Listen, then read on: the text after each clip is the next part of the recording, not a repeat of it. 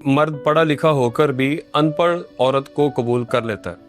अगर औरत 2 लफ्ज़ ज़्यादा पढ़ जाए तो वो उसको अपने मयार का ही शोहर चाहिए होता है, और इसी इंतज़ार में बैठी बैठी और वो बूढ़ी हो जाती है, उनकी शादियां लेट हो जाती भाई आपके इलाके के ही होते होंगे मर्द ऐसे जो अनपढ़ ख़वातीन से भी शादी कर लेते हैं। मेरा तो ख्याल है कि मर्द भी बड़ी चॉइसेस रखता है। गोरी चिट्टी हो, ये कौन ख्वाहिश रखता है जी? कंप्रोमाइज़ कर लेते हैं, सादा लोग भी। गोरी चिट्टी हो, ऊंचा लंबा कद हो, आजकल तो एक और शर्त रखी हुई है, जॉब करती हो, ठीक है, और ऊपर से कोशिश ये करते हैं कि माँ बाप तो हो ही ना, सही है ना। तो ये भी तो मर्द ही शराइत रखते हैं, और उधर से खवातीन की तरफ से भी शराइत होती हैं या उनके घर वालों की तरफ से। और मैं समझता हूं, मेरी ये बात याद रखिएगा, कंपैटिबल बंदा नहीं ना आपको मिल रहा, उससे बेहतर कुंवारे बैठे रहो। सही। ये कंपैटिबिलिटी बड़ी जरूरी है।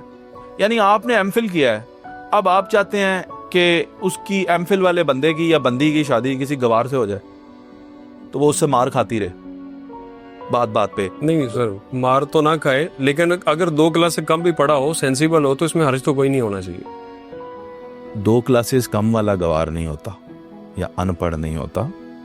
बात सिर्फ इतनी सी है कि मैंने जो कहा कंपैटिबिलिटी, ठीक, आपको ये शादी से पहले ही देखना है ना, बाद में तो आपके पास मौका नहीं है। बिल्कुल।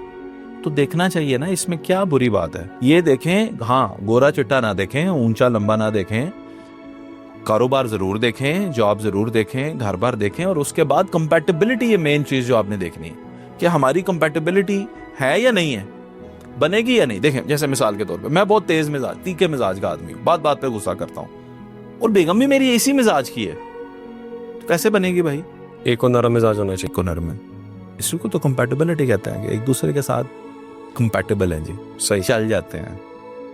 तो ये मेरा ख्याल है कि ख़वातीन हो या मर्द हो, आपको ये देखना चाहिए कि कंपैटिबल बंदे के साथ शादी हो। ऐसे बंदे आ जाते हैं, साइको होते हैं, वो ज़हनी मरीज होते हैं, कोई नशा करने वाला होता है, बाद में पता चलता है झूठ बोल के आजकल रिश्ते होते हैं, तनख्वाह कुछ बताते हैं, निकलती कुछ है, शादी नहीं हुई भी जी, बाद में पता चलता है कि तो पहले 2 शादियां ने, तीसरी करता है पे।